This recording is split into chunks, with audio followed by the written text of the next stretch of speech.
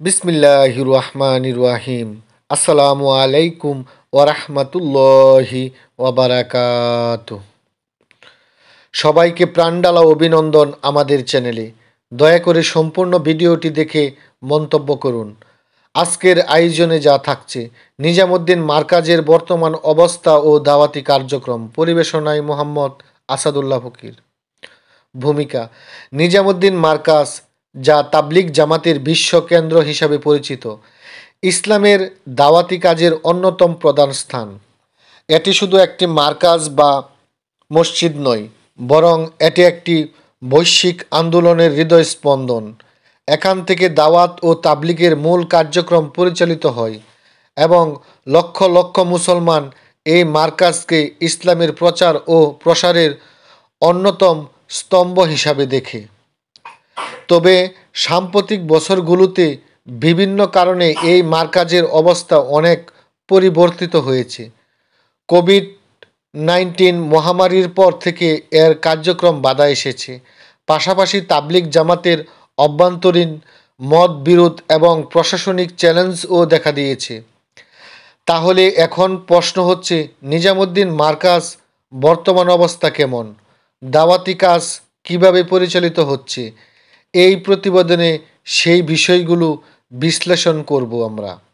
চলুন শুনে নিই নিজামুদ্দিন মারকাজ এর বর্তমান পরিস্থিতি কি হচ্ছে। নিজামুদ্দিন মারকাজের ঐতিহাসিক ভূমিকা: 1927 সালে হযরত মাওলানা ইলিয়াস রহমতুল্লাহি আলাই এই মারকাজ প্রতিষ্ঠা করেন। এটি তাবলিগ জামাতের প্রধান কার্যালয় এবং দাওয়াতের মূল কেন্দ্র হিসাবে কাজ করে আসছে। এখান থেকেই সারা বিশ্বের মুসলমানদের মধ্যে দ্বীনি দাওয়াতি কাজের মেহনত ছড়িয়ে দেওয়া হয়। মারকাজ থেকে নিয়মিত জামাত বের হয়, যারা দেশ বিদেশে গিয়ে ইসলামের দাওয়াতের কাজ করে। প্রতিদিন এখানে তালিম, ইজতেমা, মাশওয়ারা ও অন্য দাওয়াতি কার্যক্রম পরিচালিত হয়। বর্তমান অবস্থা ও চ্যালেঞ্জসমূহ: 1. কোভিড-19 পরবর্তী পরিস্থিতি। মহামারীর সময় ভারত সরকার মারকাজের কার্যক্রমে কড়াকড়ি আরোপ করে, যা এখনও পুরোপুরি কাটেনি। দীর্ঘদিন মারকাজ বন্ধ থাকার কারণে দাওয়াতি কাজের অনেক কার্যক্রম অব্যাহত হয়েছে। বর্তমানে কিছুটা শিথিলতা এলেও এখনও পুরনো দিনের মতো পুরোপুরি চালু হয়নি। 2. তাবলিগ জামাতের অভ্যন্তরীণ বিভেদ। মাওলানা সাদ কান্দলবির নেতৃত্ব নিয়ে শুরা এবং আমিরপন্থীদের মধ্যে মতবিরোধ তীব্র হয়েছে। এর ফলে অনেক দেশে শুরা ও আমিরপন্থীরা আলাদা আলাদা ইজতেমা করছে, যা মারকাজের কার্যক্রমও প্রভাবিত করছে। বাংলাদেশ, ভারত, পাকিস্তান সহ অনেক দেশে এই বিভক্তির কারণে দাওয়াতি কাজের গতিকে পরিবর্তন এসেছে। 3.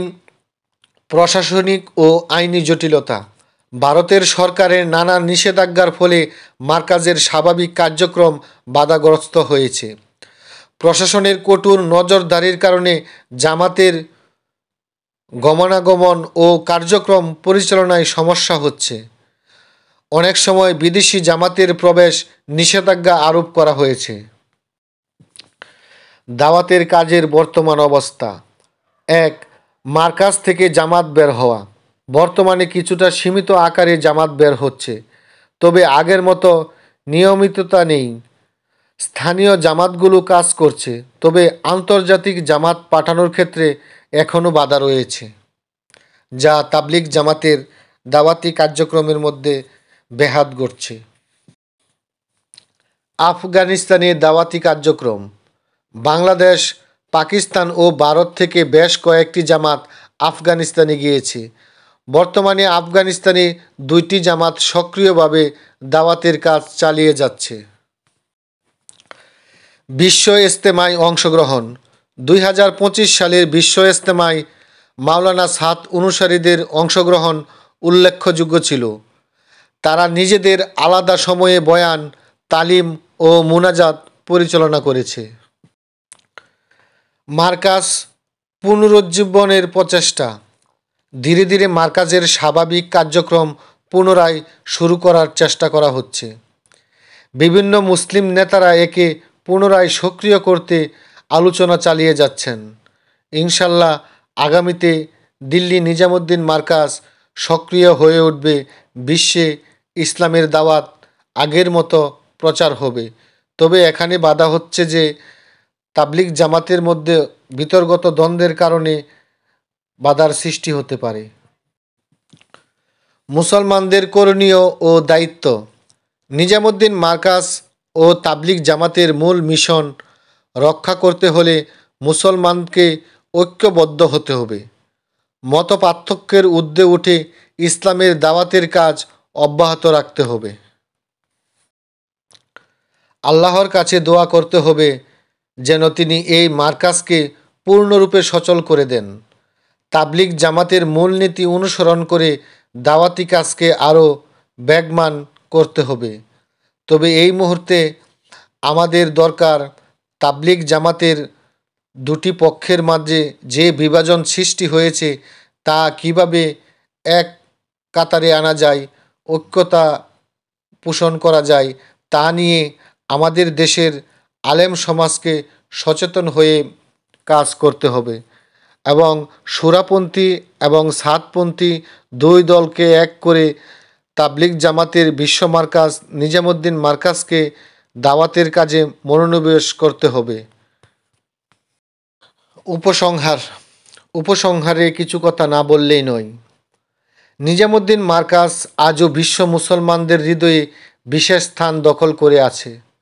যদিও বর্তমানে কিছু চ্যালেঞ্জ ও সীমাবদ্ধতা রয়েছে, তবে আশার কথা হলো দাওয়াতি কাজ এখনও চলছে। ধীরে ধীরে পরিস্থিতি পরিবর্তন হচ্ছে এবং মুসলমানদের প্রচেষ্টায় এটি আবারও তার পুরানো গৌরব ফিরে পাবে ইনশাল্লাহ।